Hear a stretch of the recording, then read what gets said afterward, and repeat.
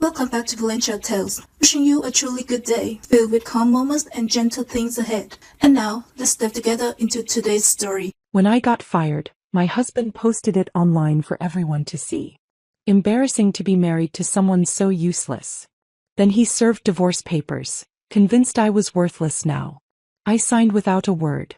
Sometimes the best revenge is letting someone discover what they just threw away. I talked to a lawyer Friday, Jasper said, sliding a folded envelope across our dining table. These are divorce papers. I think it's best if we just end this cleanly. It was Sunday night. I'd been unemployed for exactly 3 days. Before we continue, if you've ever been underestimated or dismissed, this story is for you. Please consider subscribing. It's free and helps us reach more people who need to hear this. Now let's see how this unfolds. 3 days since my 12-year pharmaceutical career ended in a glass conference room. 3 days since he'd posted on Instagram calling me useless and embarrassing. 3 days since he'd walked out saying he needed to figure out if he married someone who's actually going somewhere. Now he was back with divorce papers sitting across from me, not next to me like a partner but across from me like an opponent in a negotiation. You're serious, I said. Completely serious. I need a partner who can contribute equally. Someone who isn't going to be dead weight. I opened the envelope, scanned the documents. He was asking for spousal support, $3,000 a month for 3 years. He was asking for half the house I'd bought before I even met him. He was asking for half my retirement accounts. The man who'd contributed maybe $30,000 over 4 years of marriage while I'd paid over $400,000 in expenses was asking me for money. I looked up at him. He was watching me with this expression of satisfaction, like he'd finally won something after years of feeling inferior. You want me to sign these? I asked. I think it's the mature thing to do. I stood up, walked to my office, came back with a pen, and I signed every single page. His eyes widened. You're not even going to fight this? I pushed the papers back across the table and smiled. Because what Jasper didn't know, what he was about to discover the hard way, was that I'd already talked to a lawyer too. And mine was better than his. But I'm getting ahead of myself. Let me back up to Thursday afternoon when everything started falling apart. The notification from HR came at 3:47 p.m. Please report to conference room B at 4:30. Bring your building access card. I'd been in pharmaceutical sales for 12 years. I knew what that message meant. Nobody asks you to bring your access card to a meeting unless they're planning to take it away. I spent the 43 minutes between that email and the meeting time trying to convince myself I was wrong. Maybe it was about the hospital network account I just closed. Maybe they wanted to discuss my bonus structure. Maybe this was about the VP position I'd interviewed for 2 weeks ago. But when I walked into that glass-walled conference room overlooking downtown Seattle and saw Patricia, my regional manager for 6 years, sitting next to someone from HR I'd never met before, I knew exactly what was happening. Eloise, thank you for coming, the HR woman said. Her name was Deborah or Denise, something with a D. Please have a seat. I sat. Patricia couldn't look at me. She kept her eyes fixed on a spot somewhere near my left shoulder while the HR woman pulled out a folder. We want you to know this is not a reflection of your individual performance, Deborah or Denise began, reading from what was clearly a script. Due to organizational restructuring and strategic realignment, we've made the difficult decision to eliminate the entire West Coast division. 300 positions across 5 states. Your position is among those being eliminated, effective immediately. The words landed like physical blows. 12 years. 12 years of exceeding every quota, mentoring every struggling new hire, building client relationships worth millions in annual revenue. Gone. Your severance package includes 8 weeks of salary plus unused PTO, the HR woman continued, sliding papers across the table. Your benefits continue through the end of next month. We'll need you to clear out your workspace this afternoon and surrender your building access card before you leave. This afternoon. As in right now. As in you have less than an hour to pack up 12 years of your professional life while everyone on this floor watches through these glass walls. Can I have a moment? I asked. They both stood immediately, grateful for the excuse to leave. The door closed with a soft click, and I was alone in that fishbowl conference room with a severance packet and the growing awareness that everyone at their desks outside could see me sitting here. My phone was in my hand before I consciously decided to reach for it. I texted Jasper, let go today. Heading home. The 3 dots appeared almost immediately. Then disappeared. Reappeared. Disappeared again. He was typing and deleting, and with each cycle my stomach twisted tighter. Finally, his message came through. Are you kidding me right now? I stared at the screen. Read it twice to make sure I understood correctly. Not, are you okay? Not, I'm so sorry. Not, we'll get through this together. Just, are you kidding me right now? Another text appeared. So what am I supposed to tell people when they ask what my wife does? The question burned through me. He wasn't worried about our mortgage or our future or whether I was okay. He was worried about his image. About what my unemployment said about him. I didn't respond. Just gathered my things and walked to my desk in silence. The cardboard box was already waiting there. Someone from facilities must have brought it up while I was in the meeting. I packed methodically. Coffee mug. Framed photo from our honeymoon. Desk plant. Certificates. The personal items that make a workspace yours. 20 minutes later I was in the parking garage sitting in my car with that box on the passenger seat, trying to process what had just happened. That's when my phone buzzed again. Vanessa, is everything okay? Jasper's Instagram story is. A lot. My hands were shaking when I opened Instagram. There he was, posed thoughtfully by our living room window in perfect golden hour lighting. The caption made my vision blur. What do you do when the person you married turns out to be completely useless? Embarrassing to be married to someone who can't even hold down a basic job. Questioning everything right now. He'd posted it 40 minutes ago. While I was still in that conference room. While I was packing my desk. While I was processing the end of my 12-year career, he was already telling the internet I was worthless. The post had dozens of likes. Comments from Connor and Madison and Trevor. All his friends who'd watched him slowly tear me down over the past year. Supporting him, telling him he deserved better, encouraging him to know his worth. I screenshot it.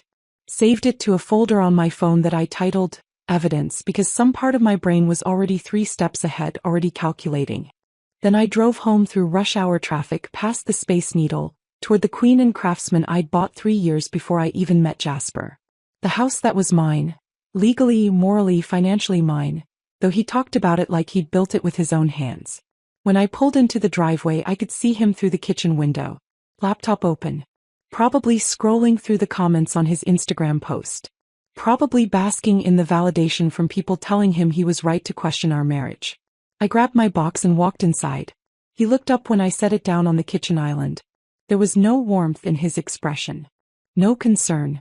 Just this cold assessment like he was calculating my new value. So you're really unemployed, he said. This isn't some kind of mistake. The entire West Coast division got eliminated. 300 people. It's real.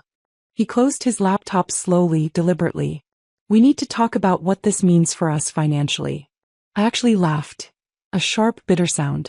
You made $11,000 last year, Jasper. Total. I've been carrying every significant expense since we moved in together. The mortgage, property taxes, insurance, utilities, groceries. Everything. So when you say financially, what exactly are you worried about? His face flushed red. That's not the point. Then what is the point? The point is you couldn't even keep your job. What does that say about you? About your value. The words hung in the air between us. He actually believed this. Believed that corporate restructuring was somehow proof of my inadequacy. That getting laid off made me a failure. He stood up, grabbed his jacket. I need to process this.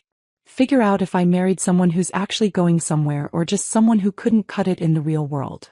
Then he walked out. Just left. Got in his car and drove away like I'd personally offended him by losing my job. I stood there in our kitchen. My kitchen in my house, staring at that cardboard box. And I thought about his text. What am I supposed to tell people when they ask what my wife does? That's when something shifted. Some fundamental understanding clicked into place. This marriage was already over. I just needed to make it official. I opened my laptop and started looking at our financial situation with completely clear eyes. The house. Mine, purchased 3 years before our wedding. The investment accounts, the retirement funds, the savings. All separate property. Washington was a community property state, but separate property acquired before marriage stayed separate. Then I called Lauren, my business attorney. Left a message asking for the best divorce lawyer in Seattle. She called back within 20 minutes. Rachel Thornton. She's expensive, she's ruthless, and she will absolutely protect everything that's yours. I called Rachel immediately. Told her everything. The layoff, the Instagram post, Jasper's text, his comments about my value. The separate accounts. The house in my name only. The massive income disparity. How much has he contributed financially over your marriage? Rachel asked. Maybe $30,000 total over 4 years. And you? Over $400,000. There was a pause.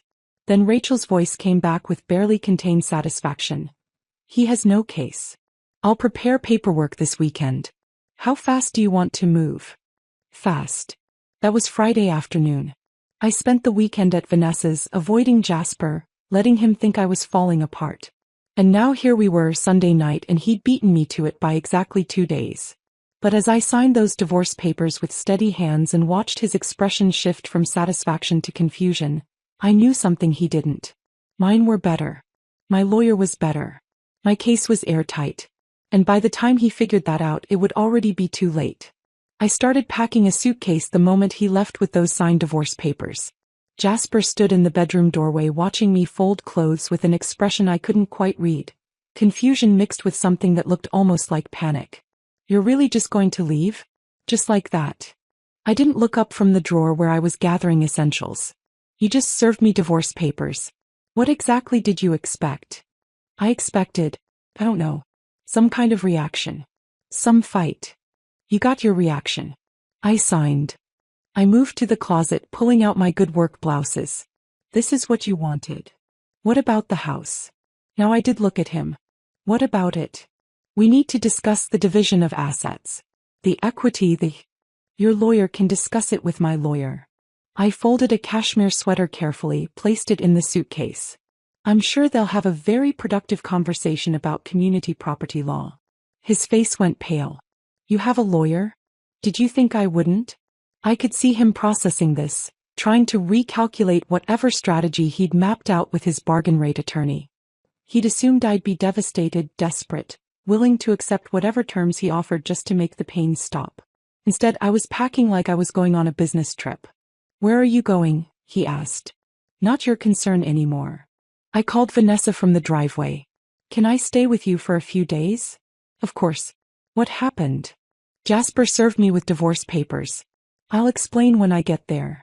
Vanessa lived in a 2-bedroom apartment in Capitol Hill, and she met me at the door with wine already poured. We sat on her couch and I told her everything, not just about the divorce papers but about Thursday afternoon in that glass conference room, about Jasper's texts, about the Instagram post that had started this entire cascade. Wait, Vanessa said, setting down her wine glass. He posted that, while you were still processing getting fired. 40 minutes after I texted him. Didn't even wait to talk to me first. She pulled out her phone, found his Instagram. The post was still up, now with over 100 likes and dozens of comments. She scrolled through them, her expression darkening with each swipe. These people are garbage, she muttered. Connor's commenting like he has any room to judge anyone. Madison saying you know your worth. She's never worked a real job in her life, her parents pay for everything. Screenshot it, I said. All of it.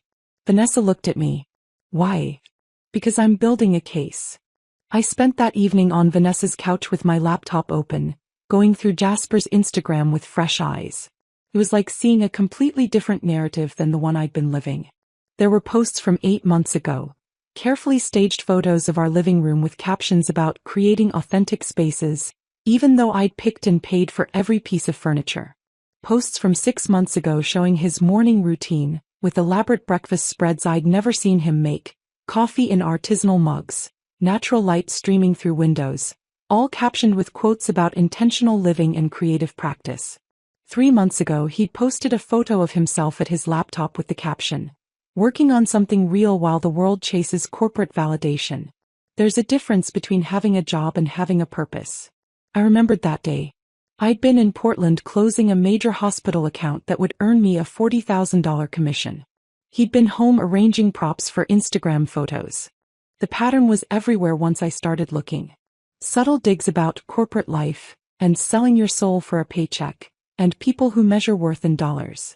He'd been building this narrative for months. The enlightened creative married to the corporate sellout, and I'd been too busy actually earning money to notice. I screenshot every post, every caption, every comment thread where he'd subtly positioned himself as morally superior while I funded his lifestyle. Then I opened our bank statements. Joint checking showed my monthly deposits. $4,000 like clockwork, covering mortgage, property taxes, insurance, utilities, everything. His contributions were sporadic. 200 here, 300 there, occasionally 500 when he landed a small freelance project. I pulled up our tax returns going back 4 years. The numbers were even more damning than I remembered. Year 1 of marriage. I made $192,000.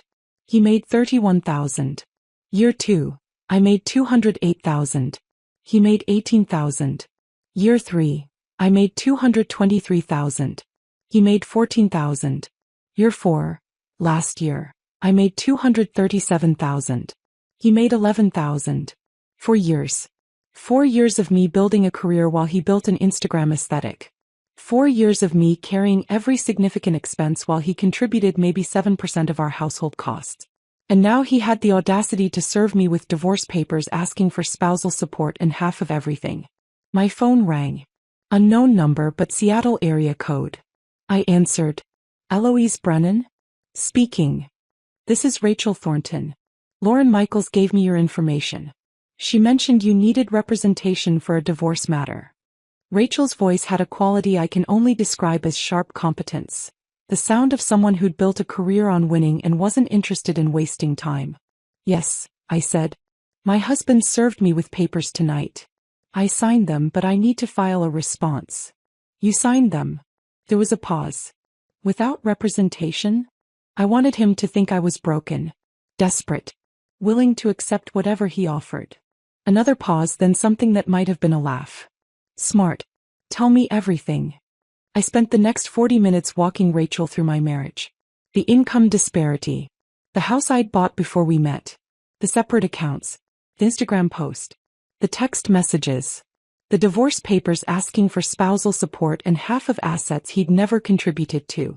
How much has he contributed financially over the course of your marriage? Rachel asked. I did the math quickly in my head.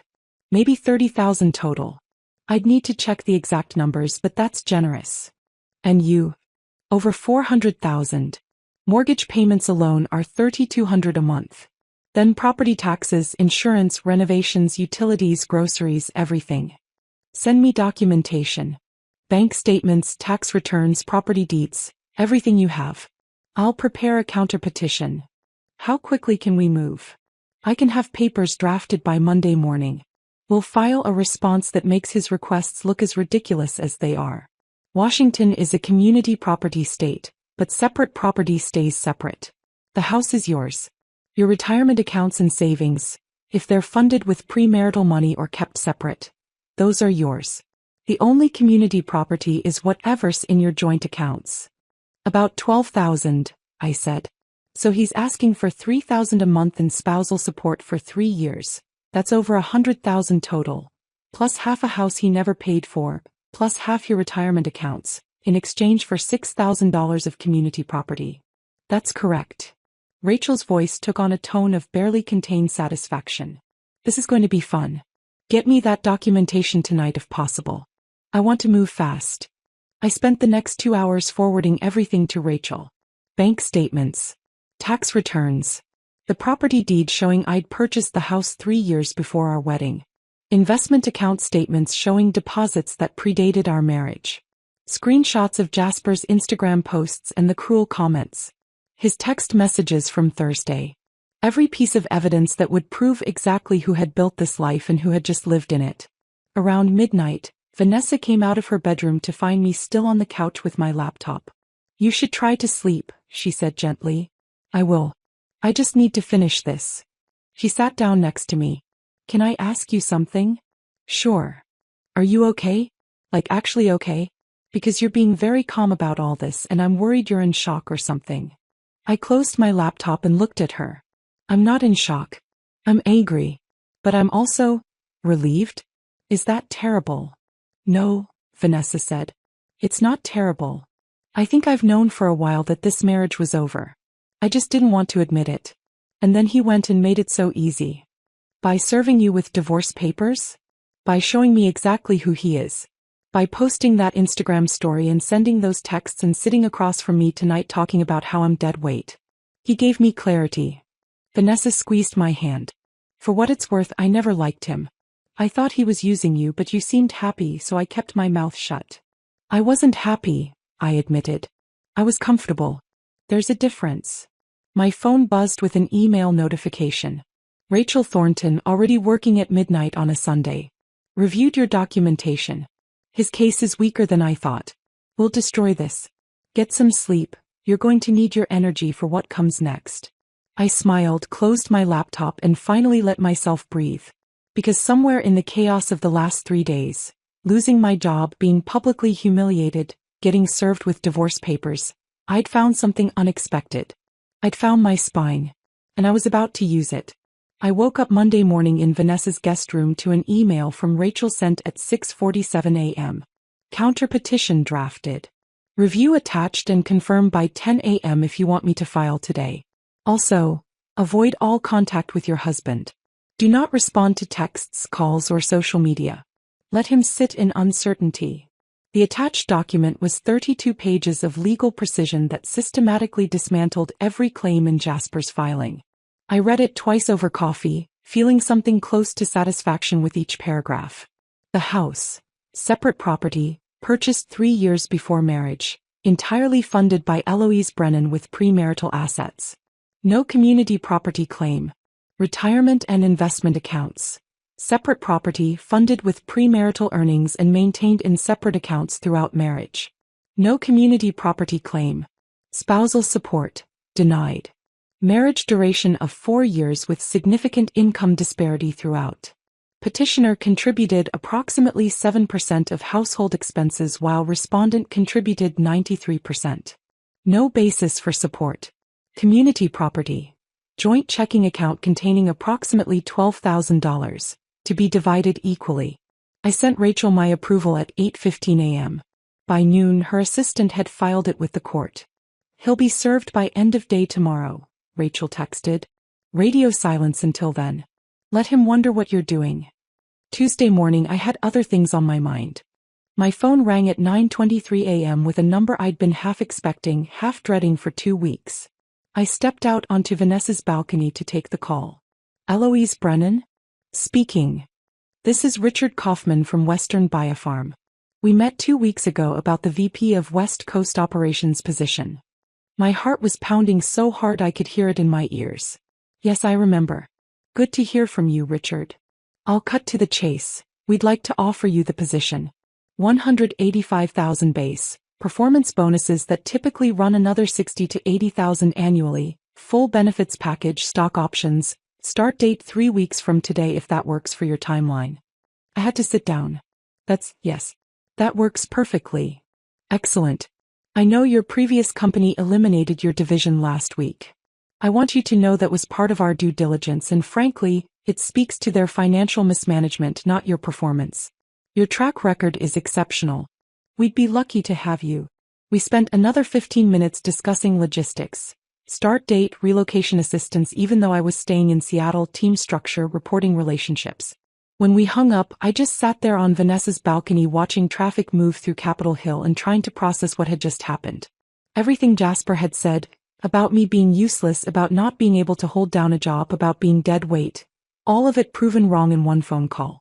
And he had no idea. I called Rachel immediately. The VP position came through. I start in 3 weeks.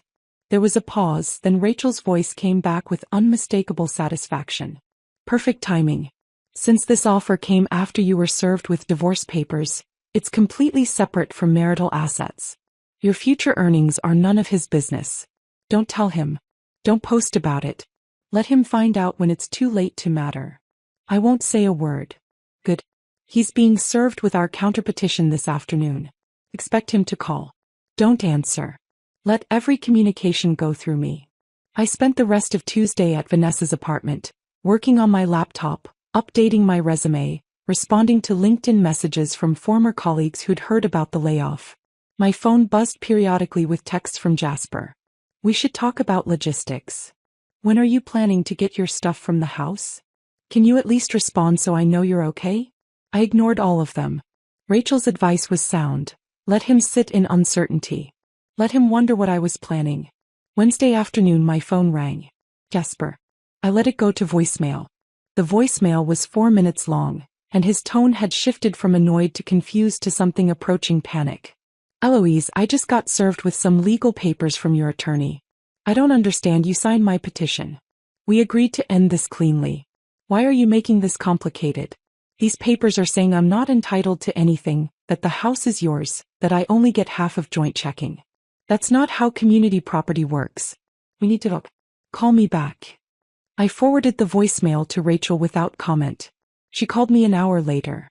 His attorney just contacted me. They want to negotiate. Apparently, Mr. Hartwell was under the impression that signing his petition meant you were agreeing to his terms. What did you tell them? That your signature acknowledged receipt of his petition, not agreement to its terms. That's what counterpetitions are for. They seem surprised.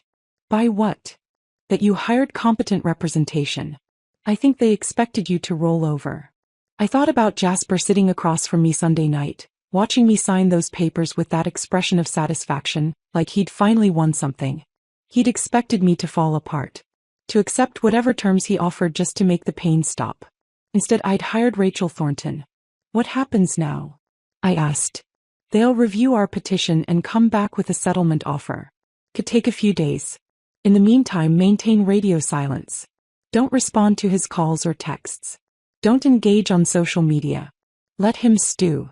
Saturday morning, Vanessa found me on her couch with my laptop, scrolling through apartment listings. What are you doing? Looking for a place. I can't stay here forever. She sat down next to me. You can stay as long as you need. But also, are you looking to rent or buy? I don't know yet. Depends on what I get from the divorce settlement. Vanessa was quiet for a moment, then said carefully, Can I ask you something? Are you actually okay? Because you've been through a lot this week and you're being very composed about all of it. I closed my laptop. Honestly, I'm better than okay. Is that weird? Maybe a little. I feel like I've been holding my breath for years and I can finally exhale. Does that make sense? It does, Vanessa said. But I'm still worried about you. Don't be. I have a plan. What kind of plan? I smiled. The kind where I let Jasper think he's winning right up until the moment he realizes he's lost. Sunday afternoon, Rachel called with an update. His attorney reached out with a settlement proposal. They're dropping the request for the house and retirement accounts. They're asking for $25,000 cash and his half of joint checking. That's still more than he deserves. Agreed. But it tells us he's scared. He knows his original petition was absurd and he's trying to salvage something. I recommend we counter with $6,000, his half of joint checking, and 30 days to vacate the property. If he doesn't accept, we go to court and present 4 years of financial records showing he contributed 7% of household expenses while living in a house he couldn't afford on his own. Do it. One more thing. He's still posting on Instagram. Nothing about the divorce directly, but vague posts about toxic people and knowing when to walk away from negativity. His friends are eating it up. Let him. It'll make it that much better when reality hits. That night, I lay in Vanessa's guest room thinking about the week I'd just lived through. 7 days ago, I'd walked into that glass conference room and watched my career dissolve. I'd driven home to a husband who called me useless on Instagram before I'd even processed what happened. I'd been served with divorce papers that tried to take half of everything I'd built. Now I had a VP position starting in 3 weeks. Now I had a lawyer who was systematically destroying Jasper's case. Now I had clarity about who I'd married and what I needed to do next. My phone buzzed. Wait. He accepted the counteroffer. 6,030 days to vacate. We'll finalize the settlement agreement this week. Congratulations, Eloise. You just divorced your husband for the price of his half of joint checking. I smiled in the darkness of that guest room. Because sometimes the best revenge isn't loud or dramatic. Sometimes it's just letting someone underestimate you right up until the moment they realize their mistake. And by then it's already too late. The settlement agreement arrived via email on Wednesday morning, and I read it 3 times to make sure I wasn't missing anything. Jasper would receive $6,000, his half of our joint checking account, and had 30 days to vacate the property. Everything else stayed mine. The house, the retirement accounts, the investment funds, all of it. 4 years of marriage dissolved for the price of half a joint checking account. Sign and return by end of day, Rachel's email said. And congratulations. You just won your divorce for $6,000. I signed it in Vanessa's living room with my morning coffee still warm in my hand, scanned it back to Rachel, and felt something I hadn't felt in weeks. Lightness. Like I'd been carrying a weight I didn't realize was there until it was gone. My phone buzzed. A text from a number I didn't recognize. This is Jasper's attorney. Please coordinate with my client regarding retrieval of your personal belongings from the marital residence. He'll be home Saturday between 10 a.m. and 2 p.m. I forwarded it to Rachel without responding. She called me 5 minutes later. Don't go alone. Bring someone with you. Keep it quick and professional. Don't engage in any conversations about the divorce or finances. In and out. Saturday morning, Vanessa drove me to Queen Anne. The neighborhood looked exactly the same. Tree-lined streets, expensive strollers, people walking dogs that probably cost more than most people's rent. But everything felt different now. This wasn't home anymore. It was just a house I needed to collect my things from. Jasper's car was in the driveway when we pulled up. You want me to come in with you? Vanessa asked. Please. He opened the door before we could knock and I barely recognized him. He'd always been meticulous about his appearance, part of the carefully curated Instagram aesthetic, but now he looked like he'd been sleeping in his clothes. Unshaven, hair uncombed, eyes red-rimmed. Hey, he said, not quite meeting my eyes. I'm just here to get my things. Yeah. Of course. He stepped aside to let us in. I'll be upstairs if you need anything. The house smelled stale, like he hadn't opened the windows in days. Dishes were piled in the sink. Mail was scattered across the kitchen island. The carefully curated aesthetic he'd maintained for Instagram had completely collapsed. I moved through the rooms methodically with Vanessa, packing boxes with items that were undeniably mine. Books from before the marriage. Artwork I'd purchased. Clothes from my closet. The good kitchen knives I'd bought. My grandmother's china that had been in storage. Jasper came downstairs while we were loading the second round of boxes into Vanessa's SUV. Eloise, can we talk for a minute? I looked at Vanessa. She nodded and headed back inside to get another box. I don't think that's a good idea, I said. Just 1 minute. Please. There was something in his voice that made me stop. Not the arrogance from 2 weeks ago, not the cold assessment. Just exhaustion. 1 minute. He ran his hand through his uncombed hair. I didn't think you'd actually leave. You served me with divorce papers. I don't know what I thought. That you'd fight for us. That you'd try to convince me to stay. I stared at him. You posted on Instagram that I was useless and embarrassing. You texted me asking what you were supposed to tell people about your unemployed wife. You sat across from me and called me dead weight. What exactly was I supposed to fight for? I was angry. I was scared about money, about the future. You were scared about money, I repeated. You who contributed maybe $30,000 over 4 years while I paid for everything. You were scared about money. His face flushed. I know I didn't contribute as much financially. 7%, Jasper.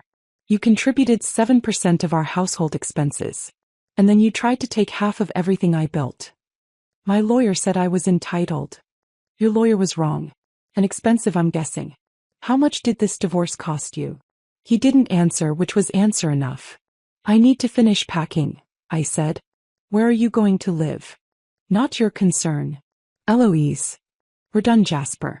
Sign the settlement agreement if you haven't already. Take your $6,000 and move on with your life. $6,000 doesn't even cover first and last month's rent anywhere decent. I looked at him, really looked at him, and felt nothing. Not anger, not satisfaction, not even pity. Just nothing. Then I guess you should have thought about that before you posted on Instagram that I was useless. I walked back inside before he could respond. Vanessa and I finished packing in silence. When we loaded the last box into her SUV, I took one final walk through the house. The house I'd bought at 26 with money I'd earned through 70-hour weeks and impossible quotas. The house I'd filled with furniture and artwork and the life I thought I was building. It didn't feel like mine anymore. It felt like a stage set for a play that had closed. I left my keys on the kitchen counter and walked out without looking back. Monday morning, I put on my best suit and drove to my new office in downtown Seattle. Western Biopharm occupied floors 12 through 15 of a glass tower with views of Puget Sound. My office was on 14-corner suite with enough space for a proper desk, a small meeting table and floor-to-ceiling windows that looked out over the water. Richard Kaufman met me in the lobby at 8:30 sharp. "Eloise. Welcome." He shook my hand firmly. "Ready for the whirlwind tour?" "Absolutely." He introduced me to what felt like 50 people in the span of an hour. My direct reports: 3 regional managers covering California, Oregon and Washington and Arizona and Nevada. The finance team. The marketing director. The head of operations. Names and faces blurred together, but I smiled and shook hands and made mental notes about who seemed engaged and who seemed skeptical about the new VP. "Conference room C has the best white boards," Richard said as we walked through the 14th floor. "Conference room A has the good coffee machine. Someone's personal espresso setup that they're weirdly protective of. Kitchen on this floor has the decent snacks. 15th floor has the really good snacks but you have to deal with the executives." I laughed. "Good to know. One more thing." He stopped outside my office door. "I heard you had a rough transition out of your last role. Company eliminated your division, bunch of people let go all at once." "That's right. I want you to know that's part of why we moved quickly on your hire. Your track record is exceptional. 12 years of consistently exceeding quotas, mentoring new talent, building long-term client relationships. Companies that eliminate performers like you are companies with bigger problems than staffing. Their loss, our gain." Something in my chest loosened. "Thank you. That means a lot." "Well, you're here now." He smiled. "Let's do good work." My first week was a blur of meetings and strategy sessions and late nights reviewing client files. The team I'd inherited was strong but overstretched. 3 regional managers trying to cover too much territory with too few resources. I spent my days identifying gaps and opportunities, my evenings building presentations for the executive team about where we needed to invest. On Friday afternoon, I closed my laptop and looked out my office windows at Puget Sound. The water was dark blue under clear skies, ferries moving between Seattle and the islands, mountains visible in the distance. My phone buzzed. A text from Vanessa. "How was your first week?" "Exhausting." "Perfect. Exactly what I needed." "Dinner tonight?" "I want to hear everything." 7. Perfect. I gathered my things, laptop files, the coffee mug that said, Vice President Western Operations, that had been waiting on my desk Monday morning, and headed out. In the elevator, I caught my reflection in the polished steel doors. Professional. Competent. Whole. Not someone's useless wife. Not a layoff statistic. Not someone who just lost half of everything to a divorce. Just me. Finally, completely, undeniably me. And for the first time in longer than I could remember, that felt like enough. Dinner with Vanessa that Friday night turned into apartment hunting by Saturday morning. "You can stay with me as long as you want," she said over coffee at her kitchen table. "But I also found 3 listings you should see. One's a condo in Capitol Hill, 2-bedroom. Another's a loft downtown. And there's this place in Belltown with water views that just came on the market yesterday." I pulled up the listings on my phone. The Belltown condo stopped me cold, floor-to-ceiling windows overlooking Elliott Bay, hardwood floors, a kitchen that actually had counter space instead of the cramped galley setup most Seattle apartments offered. 2 bedrooms, 2 baths, 1,200 square feet of clean, modern space with none of the ornate details Jasper had insisted made our queen and house characterful. "This one," I said, pointing to the screen. "It's $450, Vanessa said carefully. "That's not cheap. I'll pay cash." Her eyes widened. "Cash? Eloise, are you?" "I have the money. Had it before Jasper, kept it separate during the marriage. It's mine." We saw the condo that afternoon. The real estate agent, a woman named Claire with a sharp bob and sharper instincts, walked us through the space while sunlight poured through those massive windows, turning the hardwood floors honey gold. "It's been on the market for 36 hours, Claire said. I've already scheduled 4 showings for tomorrow. If you're serious, you need to move fast. I stood at the windows looking out at the bay, watching ferries cross between Seattle and the islands, and I knew. I'll take it. Full asking price, cash offer, close in 10 days if the seller agrees. Claire's professional composure cracked just slightly. I'll draw up the paperwork immediately. The offer was accepted by Sunday evening. I closed the following Friday, exactly 10 days after my first week at Western Biofarm, and spent the weekend moving in with help from Vanessa, Cara, and 2 other friends from my college days who'd driven up from Portland when they heard about the divorce. We ordered pizza from the place down the street, drank wine from actual glasses instead of solo cups, and arranged furniture in a space that finally felt like mine. No shared history in these walls. No memories of arguments or cold silences or Instagram photo shoots designed to make our life look better than it was. Just clean, empty space waiting to be filled with whatever came next. Cara showed up with a housewarming gift wrapped in tissue paper. Inside was a coffee mug, simple white ceramic with black text. She believed she could, so she did. I held that mug and felt my eyes sting with unexpected tears. "Hey," Cara said softly. "You okay?" "Yeah." I wiped my eyes. "It's just, thank you. For being here. For not judging me when everything fell apart." "Nothing fell apart," Cara said firmly. "Something that wasn't working ended. That's not the same thing." That night, after everyone left and I was alone in my new condo with boxes still unpacked and furniture not quite in the right places, I stood at those floor-to-ceiling windows watching city lights reflect off the dark water of Elliott Bay. And I felt something I hadn't felt in longer than I could remember. Peace. Not the absence of conflict, but the presence of rightness. Like I was finally standing in a life that actually fit. 6 weeks into my role at Western Biofarm, I closed the deal that changed everything. Pacific Northwest Health Systems had been in negotiation for 8 months before I arrived. A sprawling network of hospitals and clinics across Washington and Oregon that represented exactly the kind of strategic partnership the company needed. The previous VP had made progress but couldn't close. Budget concerns, procurement hesitations, internal politics on their side that kept pushing the timeline. I spent 3 weeks building relationships with their decision-makers. Site visits to their facilities. Long conversations about their pain points and operational challenges.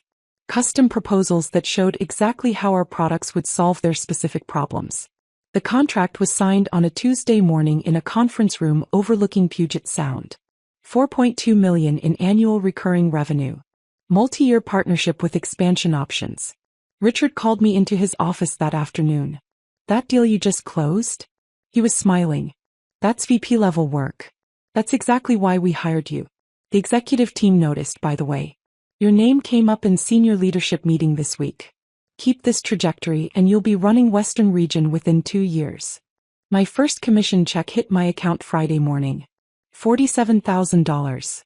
I stared at the number on my phone screen, sitting in my new condo with coffee and morning light streaming through those big windows. $47,000. More than Jasper had made in the past 4 years combined. I used part of it that weekend to furnish my condo properly. Not the performative Instagram aesthetic Jasper had curated for our queen and house. The artfully distressed furniture, the carefully arranged coffee table books nobody actually read, the throw pillows that cost more than they had any right to. Instead, I bought pieces I actually liked. A deep blue couch that was comfortable instead of photogenic. A dining table made from reclaimed wood by a local craftsman. Artwork from Seattle artists who were actually selling their work instead of posting about their creative journey while contributing nothing to household expenses. The condo started feeling like home. Monday morning I did something petty. I updated my LinkedIn profile with my new title and company, then wrote a post. Excited to start this new chapter as VP of West Coast Operations at Western Biofarm. Sometimes the best opportunities come from unexpected transitions. Grateful for everyone who supported me through this journey. Professional. Positive. Completely true. But I also knew Jasper would see it. According to Vanessa, who was still connected to him on social media despite my repeated suggestions that she unfollow him, he'd been checking my accounts obsessively. The response was immediate. Within an hour I had 50 comments from former colleagues congratulating me. Industry contacts I hadn't spoken to in years reached out with messages about potential collaborations. Recruiters started sliding into my DMs with opportunities at companies I'd only dreamed about working for 5 years ago. My notification count went from 0 to hundreds. One comment stood out. From Patricia, my former regional manager who'd sat in that glass conference room 6 weeks ago while HR eliminated my position. Congratulations, Eloise. They're lucky to have you. We certainly were. It was a small acknowledgement that my layoff hadn't been about my performance, and having that validated publicly, by the person who'd been there when it happened, felt better than I'd expected. 3 months after the divorce finalized, I was in a strategy meeting when my phone buzzed with a text from Vanessa. Have you seen Jasper's Instagram lately? I hadn't. I'd muted him the day I moved out of Vanessa's apartment and hadn't thought about his social media presence since. You need to look, her next text said. Trust me. During my lunch break I unmuted his account. The narrative his recent posts told was stark. Photos of him moving into a studio apartment in Northgate, one of Seattle's less desirable neighborhoods, far from the curated aesthetic of Queen Anne. Posts about simplifying and embracing minimalism, with images of a nearly empty apartment. No furniture except a mattress on the floor. No artwork on the walls. No carefully arranged breakfast spreads or workspace inspiration shots. Just empty space and excuses dressed up as philosophy. There was a GoFundMe campaign pinned to his profile, supporting creative entrepreneurs facing housing insecurity. Current donations. $150, and I recognized his mother's name as the largest contributor. Then I saw the post from 2 days ago. A long caption about how divorce had taught him about the illusion of security and the importance of building something real instead of relying on corporate safety nets. About how losing everything had forced him to confront his authentic self. The comments were brutal. Someone had clearly shared receipts, screenshots of his old posts calling me useless and embarrassing, screenshots of his Instagram story from the day I got laid off. People were tearing him apart in the replies. One comment in particular made me laugh out loud in my office. Bro, you called your wife embarrassing for getting laid off while you made $11K a year and she paid for literally everything. The math ain't matting. I closed Instagram, blocked him again, and went back to work. Because that's the thing about building something real. You don't have time to watch other people's foundations crumble. You're too busy building your own. 4 months after the divorce finalized, Richard called me into his office on a Friday afternoon. Got a question for you, he said, closing the door behind me. Always a sign the conversation was significant. How do you feel about San Francisco? I was confused for a second. Context. He leaned back in his chair with an expression I'd learned to recognize over the past few months. The look he got when he was about to propose something big. We're opening a regional office. California market is exploding and we need someone to run it. Significant salary bump, full equity package, relocation assistance, complete autonomy to build the team and strategy from the ground up. He paused. Interested. I didn't hesitate. Very interested. Over the next hour, Richard outlined the opportunity. Western Biopharm was expanding aggressively into California.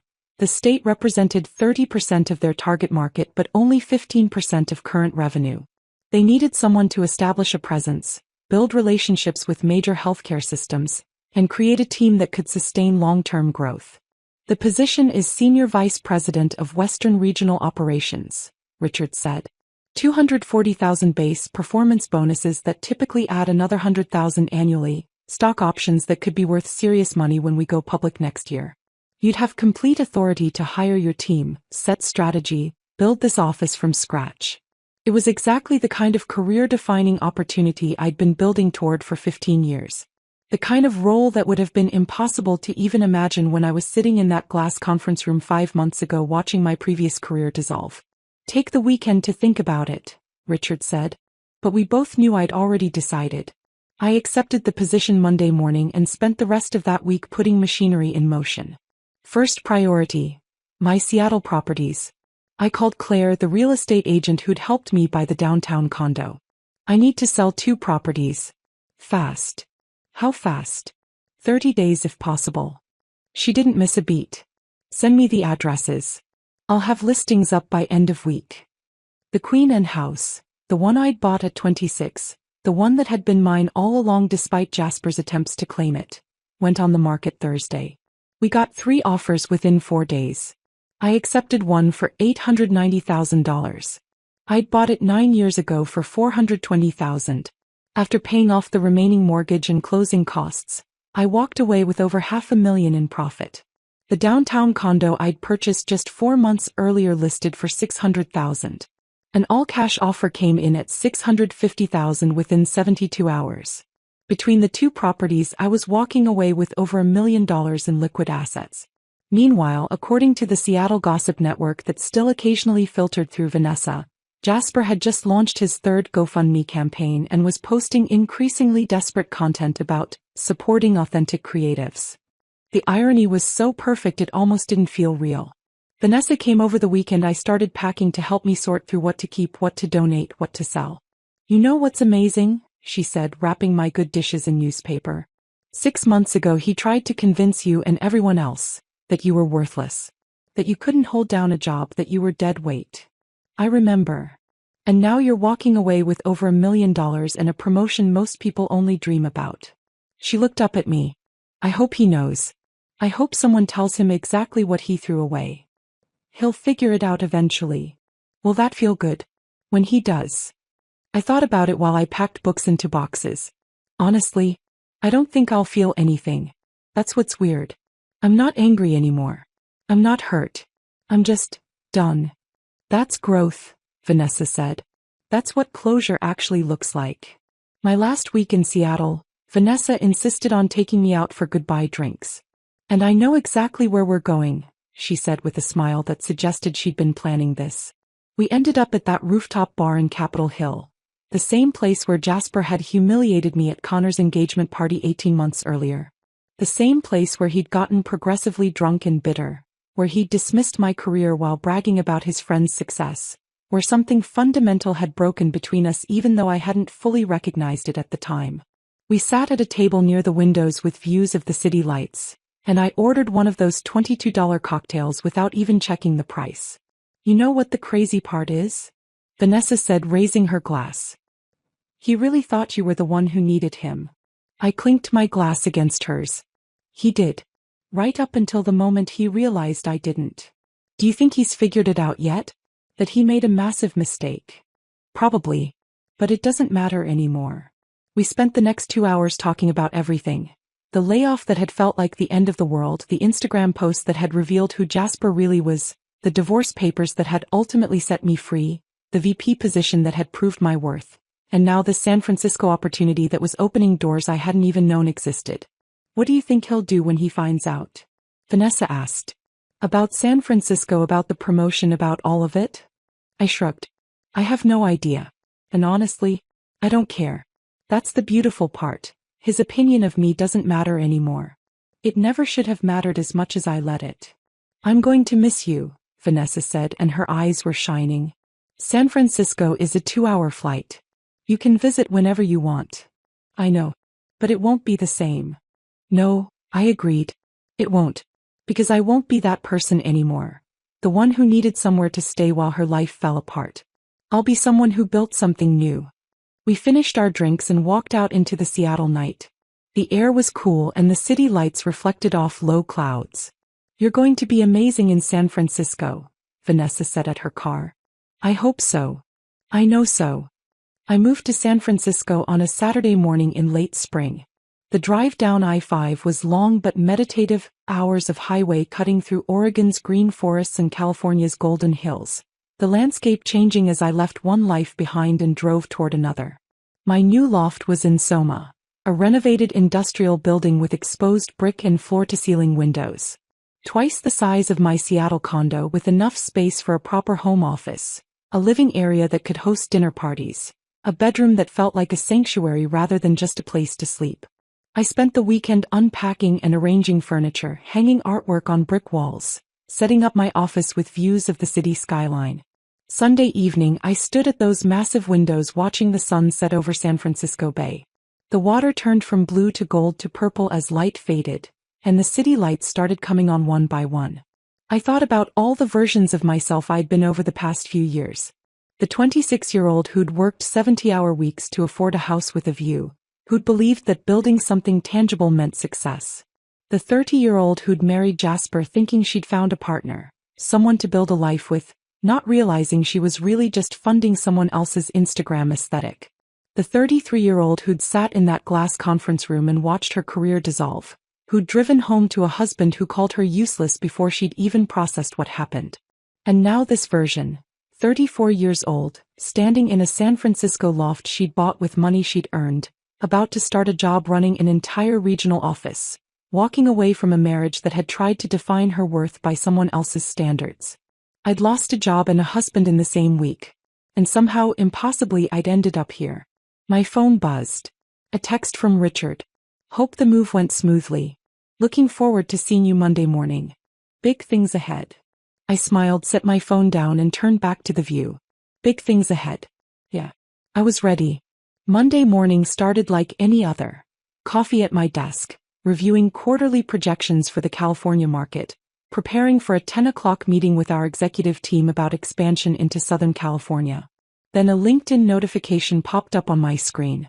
Message from Connor Matthews. I stared at the name for a long moment before clicking it open. Hey Eloise. I know this is random, but I wanted to apologize for the stuff I said during your divorce. Jasper painted a very different picture of your situation and I didn't question it. I saw your recent promotion. Congrats. You clearly landed on your feet. Anyway, sorry for being a dick. I read it 3 times, each time feeling a different emotion. Surprise first, I hadn't thought about Connor in months. Then a flash of anger remembering that rooftop bar, his engagement party, the way he'd encouraged Jasper's narrative about my failures. Then something closer to indifference. Part of me wanted to respond gracefully. To accept the apology, be the bigger person, demonstrate that I'd moved past all of it. But a larger part of me remembered sitting at that table listening to Jasper trash my career while Connor nodded along. Remembered the Instagram comments from Connor's account supporting Jasper's post about how embarrassing I was. Remembered how quickly their entire friend group had turned on me without bothering to ask for my side of the story. I closed the message without responding. Some bridges aren't worth rebuilding. Some apologies come too late to change anything that matters. I went to my 10 o'clock meeting and didn't think about Connor again. 6 months later, almost a year after the divorce finalized, my assistant Sarah knocked on my office door with a confused expression. Someone sent a meeting request through the company website, she said. Wants to discuss partnership opportunities. But the email seems personal. Forward it to me. The email signature made my stomach drop. Jasper Hartwell, founder and creative director, Authentic Brand Collective. I deleted it immediately without reading the body text. The audacity. The absolute audacity of reaching out through my professional channels, of thinking I would want anything to do with him after everything, of believing he could just waltz back into my life asking for favors. If anything else comes from that address, delete it, I told Sarah. Don't forward it to me. Got it. 2 weeks later, Sarah mentioned she deleted 2 more emails from the same sender. Then another the week after that. I assumed that would be the end of it. But the 4th email had a subject line desperate enough that Sarah felt obligated to show it to me. Please, just one conversation. I'm sorry, she said. I know you said to delete them, but this one seemed, I don't know, different. Against my better judgment, I opened it. Eloise, I know things ended badly between us, but I'm trying to build something legitimate here. I've got real clients now. Real revenue. I just need some strategic guidance from someone who understands corporate partnerships. Please. Just one conversation. I wouldn't ask if I wasn't desperate. I read it twice, trying to process the cognitive dissonance. The man who'd called me useless and embarrassing, who'd served me divorce papers while I was still processing a layoff, who'd publicly humiliated me on Instagram, that man was now begging me for professional advice. What do you want me to do with it? Sarah asked. Give me an hour. I sat with the email open on my screen, considering my options. I could ignore it. That was probably the smart choice. I could respond with exactly what I thought of him, every angry thought I'd had over the past year and a half. That would feel satisfying in the moment but accomplish nothing. Or I could do something else. Something professional and final that would close this door permanently. I drafted my response carefully, editing it 3 times before I was satisfied. Mr. Hartwell, thank you for your inquiry. Unfortunately, our partnership criteria require a minimum annual revenue of $2 million and verified market traction. Best of luck with your future endeavors. Eloise Brennan, SVP of Western Regional Operations. Formal. Professional. Devastating in its politeness. I hit send and felt a small flicker of satisfaction. His response came through within 5 minutes. That's it? After everything? You're really going to pretend we weren't married? I stared at the message and something in me shifted from satisfaction to something colder. I could remind him that he'd served me with divorce papers. That he'd called me useless on Instagram. That he'd contributed 7% of our household expenses while living in a house I'd bought and paid for. That he'd questioned my worth and my value and my entire existence as a professional, and then had the audacity to ask me for help the moment his own ventures started failing. I could say all of that. Instead, I blocked the email address and deleted the entire thread. Because the best response to someone who treated you as worthless isn't a detailed explanation of everything they did wrong. It's refusing to give them any more of your time. 3 months later, Vanessa called while I was reviewing contracts in my home office. I know you said you didn't want updates about Jasper, she started. Then why are you calling? Because this one is too good not to share. I sighed. What? He started a Patreon. For his podcast. The one about deconstructing capitalist productivity culture that has 78 followers. How many subscribers does the Patreon have? 3. And I'm pretty sure one of them is his mother. I shouldn't have laughed. But I did. There's more, Vanessa said. He tried to reconnect with some of his old design clients. You know, the ones he had before you got married? They're all declining. Word got around about how the divorce went down and nobody wants to work with him. How did word get around? Connor actually. Apparently, they had a falling out after Connor tried to ask you for coffee when he was in San Francisco for work and you didn't respond. Jasper accused him of trying to get with you. Connor said Jasper was delusional and the whole thing exploded. Connor told everyone the real story about the divorce. The Instagram post, the financial situation, all of it. I didn't know Connor was in San Francisco. He sent you a message. You didn't respond. I saw it. I didn't think it warranted a response. Vanessa was quiet for a moment. You've really moved on, haven't you? I have. How does that feel? I thought about it, looking out my office windows at San Francisco glittering in afternoon sun. It feels like closure. Like that chapter of my life is completely finished. And Jasper? Does it feel good knowing he's struggling? Honestly, I don't feel much of anything. Not satisfaction, not pity. Just nothing. He's become irrelevant to my life. That, Vanessa said, is the best revenge of all. After we hung up, I went back to my contracts. I had a meeting in an hour with a healthcare system in Los Angeles about a potential $8 million partnership. I had a team of 30 people across 3 offices counting on me to close deals and build relationships and lead with clarity. I had a life I'd built from the ground up after watching my previous one collapse. And somewhere in Seattle, in a studio apartment in Northgate, Jasper was posting on Instagram about authentic success while struggling to afford rent. The contrast would be funny if I cared enough to find it amusing. But I didn't. Because that's what real closure looks like. Not dramatic confrontation or public humiliation or carefully crafted revenge. Just complete and total indifference. And honestly, that felt better than any revenge ever could. The email from Pharmaceutical Executive magazine came through on a Tuesday afternoon in late autumn. Ms. Brennan, we're doing a feature on emerging leaders transforming regional operations in the pharmaceutical industry. Your name came up repeatedly in our research. Would you be interested in being profiled for our January issue? I read the email twice before responding. A year and a half ago, I'd been sitting in a glass conference room watching my career dissolve. Now a major industry publication wanted to profile me as an emerging leader. The interview happened in my San Francisco office on a Friday morning.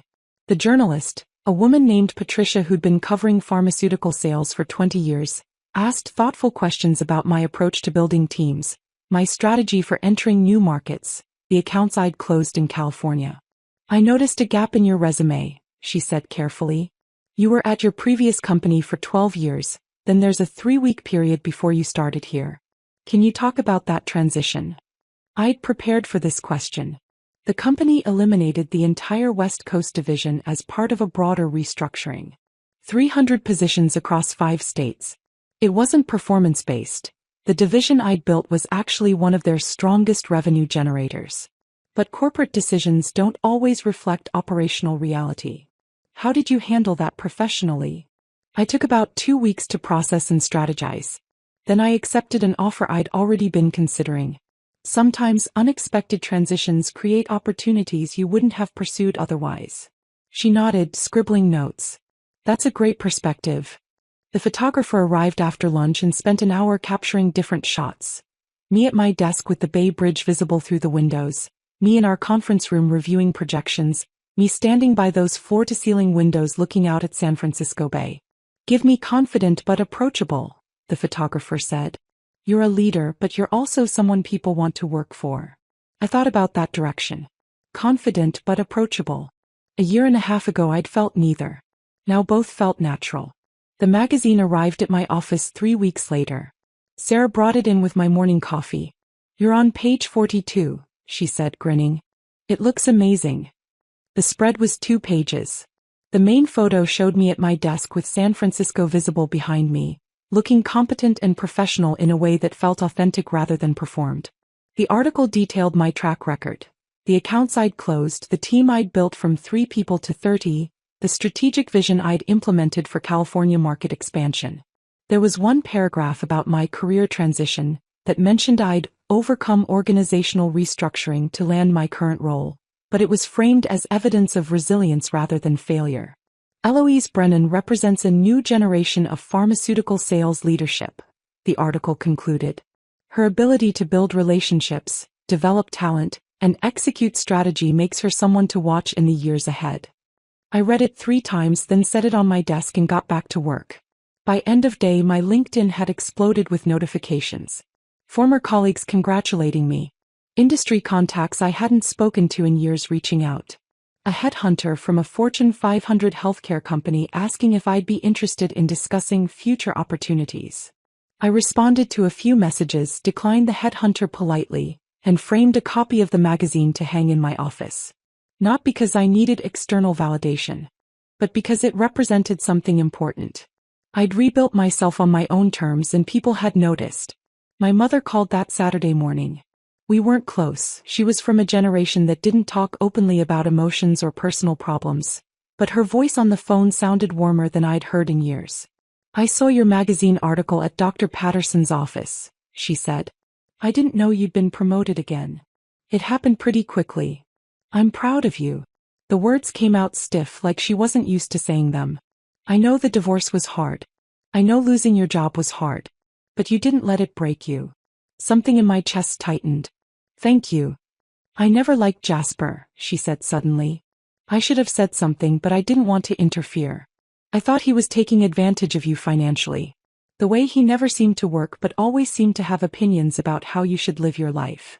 Why didn't you say anything? Because you seemed happy. Or at least you seemed like you thought you were happy. And who was I to tell you otherwise? I stood at my windows looking out at San Francisco Bay, phone pressed to my ear, and felt tears building. I wish you had said something, I admitted. Would you have listened? I thought about that. Probably not. Well, you're better off now. Anyone can see that. After we hung up, I sat on my couch with my coffee and cried. Not sad tears exactly. Just tears from the release of tension I hadn't realized I was carrying. My mother wasn't prone to emotional revelations or praise. So her words carried weight that a dozen congratulatory LinkedIn messages couldn't match. He was right. I was better off. That evening I met some friends for dinner at a wine bar in North Beach. Claire, who ran operations for a biotech startup. Marcus, who did corporate strategy for a hospital network. Jen, who worked in medical device sales. We'd met through various industry events over the past 6 months, and slowly became actual friends rather than just professional contacts. Can I ask you something personal? Claire said after we'd ordered our second bottle of wine. Sure. What happened with your divorce? You've mentioned being divorced, but you've never talked about it. I'd been carefully vague about the details with new people in San Francisco. Didn't want to be defined by my failed marriage or seem bitter. But tonight, with wine warming my blood and these people who'd become real friends, I felt like being honest. So I told them everything. The layoff. The Instagram post. The divorce papers served 3 days later. The settlement that left him with $6,000 while I walked away with over $1 million in assets. The VP promotion. The move to San Francisco. All of it. When I finished, Claire just stared at me. That's the most badass thing I've ever heard. Marcus raised his glass. To ex-husbands who do us the favor of showing their true colors before we waste any more time. We all toasted and I realized something unexpected. I was grateful. Not grateful that it had been painful. Not grateful for the humiliation or the betrayal or the months of legal maneuvering. But grateful that it had happened when it did, in a way that made the path forward so crystal clear. Because if Jasper had been smarter, more subtle, less cruel, I might have stayed longer. Might have convinced myself things could improve. Might have wasted years trying to fix something that was fundamentally broken. Instead, he'd shown me exactly who he was in the span of one Instagram post. And I'd acted accordingly. Today, I'm sitting in my San Francisco office reviewing projections for next quarter's expansion. Ironically, part of our growth strategy involves opening a satellite office in Seattle. Which means I'll be back in my old city occasionally for business. I wonder briefly if I'll run into Jasper. At a coffee shop or a networking event or just walking down a street we used to walk together. I wonder what I would say if I did. And then I realize, nothing. I wouldn't say anything at all. Because the best revenge isn't dramatic confrontation or public humiliation or even private satisfaction at someone else's downfall. The best revenge is just this. Sitting in a corner office I earned, leading a team I built, closing deals that matter, living a life that's authentically mine. Jasper wanted me to fall apart after the layoff. To prove his narrative that I was useless without my corporate job. Instead I got promoted. Twice. He wanted to take half of everything I'd built. To cash in on years of supporting his creative journey. Instead he got $6,000 and 30 days to vacate. He wanted me to need him. To come crawling back when the reality of being alone set in. Instead, I moved to San Francisco and built something better than anything we'd ever had together. Sometimes the best revenge is simply walking away with your dignity intact and building something extraordinary while they slowly realize exactly what they threw away. My phone buzzes. Sarah with a reminder about my 3 o'clock meeting with a healthcare system in Sacramento. I close my laptop, grab my files and head to the conference room. Because I have work to do. And honestly, that's more than enough for me. If this story of quiet victory had you feeling every twist and turn, hit that like button right now. My favorite part was when Eloise signed those divorce papers without a word, knowing exactly what was coming next. What was your favorite moment? Drop it in the comments below. Don't miss more thrilling stories like this. Subscribe and hit that notification bell so you never miss an upload.